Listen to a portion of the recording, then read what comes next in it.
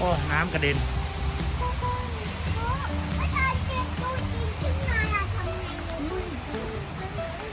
ต้องหน้าแม่น่ะไม่ต้องใส่เราไหมรู้ไหมผมตัวนี้ที่มันมีกระดูกผมตัวป้าเหลืออะไรอ่ะป้าเนี่ยเฮ้ยมึงขยับได้มันนอนผมตัวนี่คืออะไรเสาพันธุ์อะไร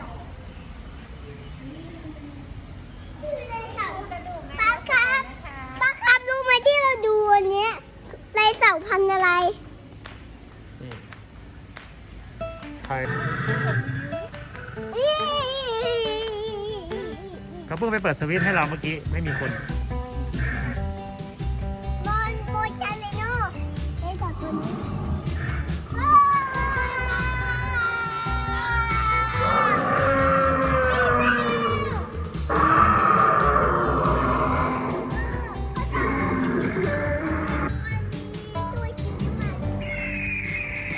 อ๋อเป็นเซ็นเซอร์มั้งอ้วน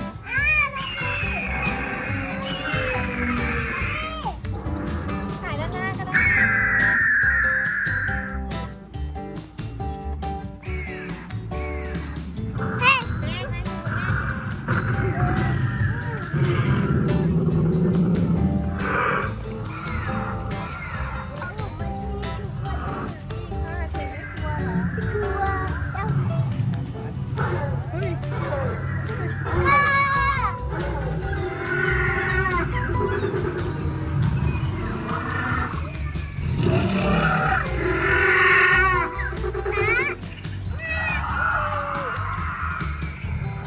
เหมือนจริงอ่ะเหมือนไดโนเสาร์ตัวจริงเลยเนี่ย ตัวนี้มันจะพริบตาได้ด้วยตัวนี้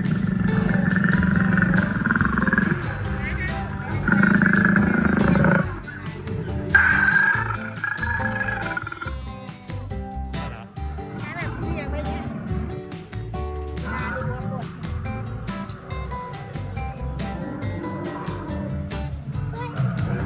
รับห้ามดูที่มันตัวมีเสียงนะดูที่มันเป็นตัวแบบนี้นะ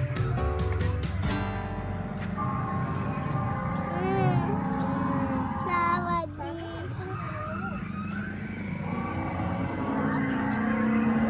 อันนี้มาดูตัวอะไรอยู่ในกรงป้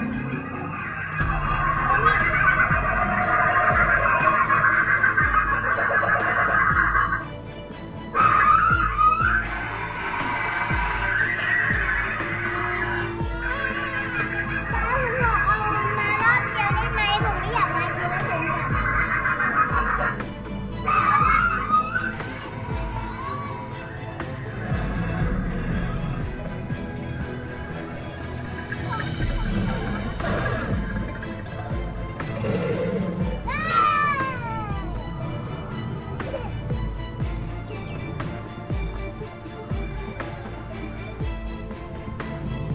ไปอยู่ในรังนกดิไปโอ้ยตัวนี้มาใหม่พ่นน้ำด้วย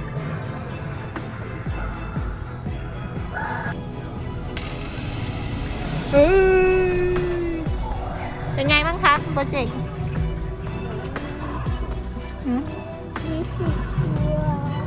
กลัวเหรอครับ กลัวทำไมล่ะครับ แต่ผมให้อดทน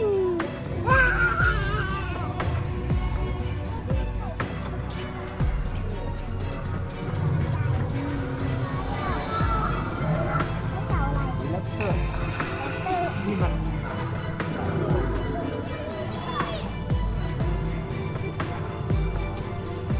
ป้าดูนะป้าที่มันมีไดโนเสาร์กินปลาด้วย อันนี้ว่าตอนกลัว ไม่ใช่ไดโนเสาร์แต่ส่วนกันเนาะ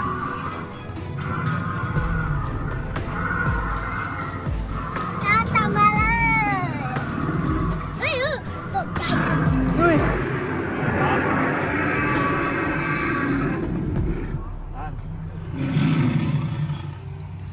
อยู่ใกล้ๆตอนหน่อย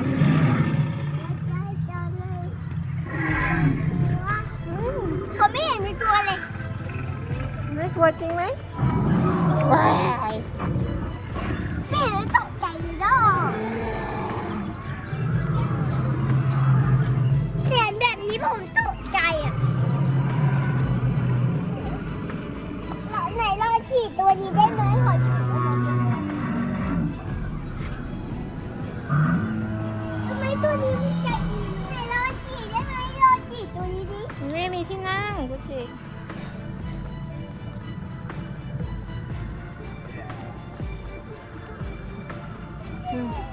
ป้าเจอป้าไปเข้าขับรถจดอันไหน เอ๊ะตัวนี้มันหลับตาขยับ ขยับทุกตัวแหน ป้าคะ นี่ตัวนี้ตัวใหญ่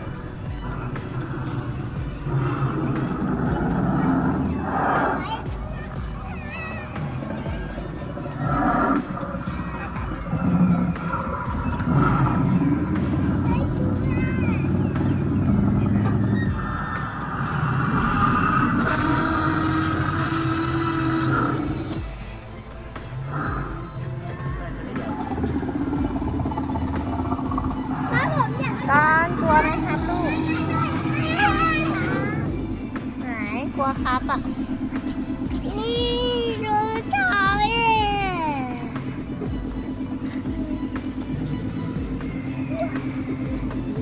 ป้าถ้าวันนี้แต่เราออกไปนอก นี่ จาก ข้าวขาววงกดกันเร็ว ป้าอันนี้คือเราจะ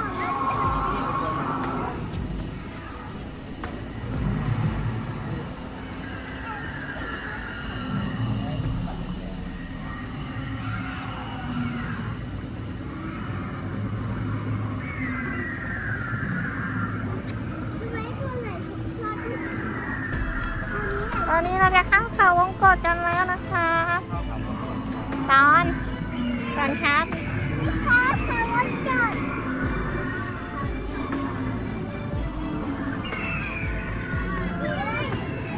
เข้าไปในนี้เจอของรถ เนี่ยหัวเนื้อขาวเอง เข้าไป เดี๋ยวเนื้อขาวงับปากเลยนะกลัวกลัว เข้าไป ว้าย เขาก็ทำใหม่นี่ว่า จับมือต้นหน่อยนึง เอาละนี่เดี๋ยวงงเดี๋ยวปวดตา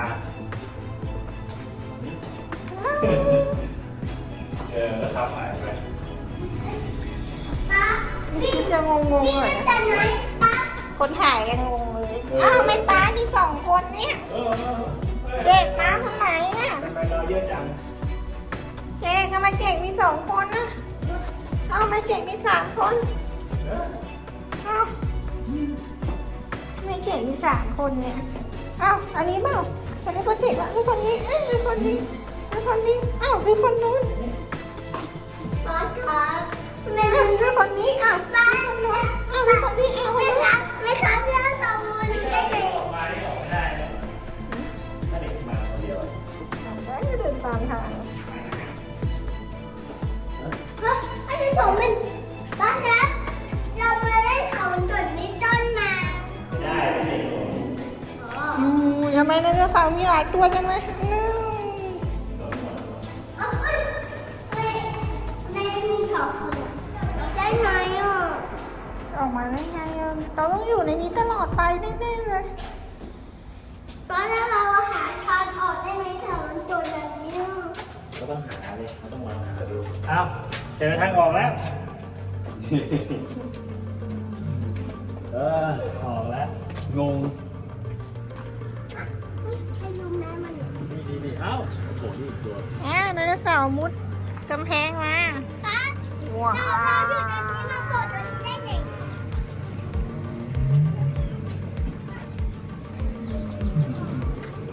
ขอฉีดมันได้ไหม กล้องไอโฟน2นี่ดี ขอฉีดมันได้ไหม เขาก็ทำใหม่เนาะ นะอุ้มลูกหน่อยจิลูกหน่อยสิ ป้าผมขอขี่ตัวหนึ่ง นี่มาตรงกับป้านี่บ๊ายบายไดโนเสาร์ก่อนเด้อ บ๊ายบายกลับบ้านแล้วนะ เดี๋ยวมาใหม่นะ กลับบ้านแล้วเหรอ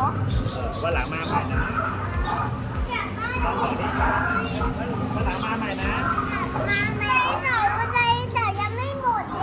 ย เข้าไปดูนี่ยังไม่หมดอ่ะร้านจับมือตอนไหนกะ ในนี้มีไดโนเสาร์อีกด้วย จะตื่นแล้วมันจะตื่นแล้ว ไม่มีไฟอยู่ไหม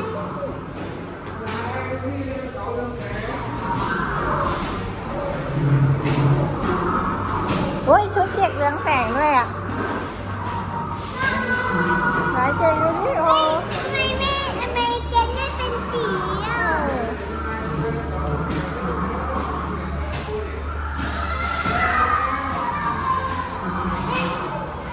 ดูเจ็กดูแม่ผมกลัวแม่ เจ็กขึ้นไปถ่ายบนนี้ขึ้นไปถ่ายบนนี้แล้วอุ้ยบ้านแม่มดหรือเปล่าใจชนนะ ตอนจะขอให้พ่อเราอยู่บ้านแม่ก็รักในตัว หินโยกหินร้อย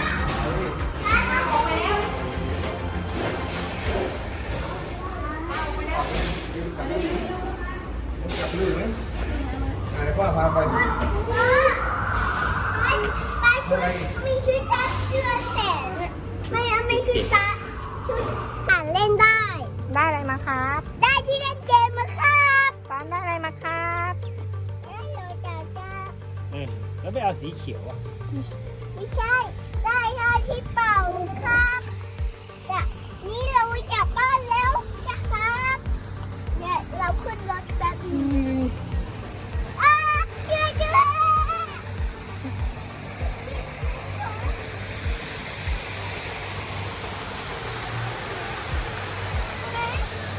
จบที่ได้ไหม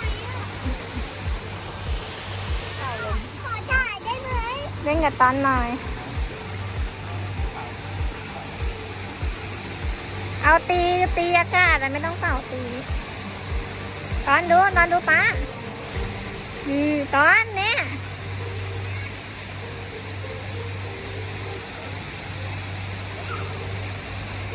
ทำมา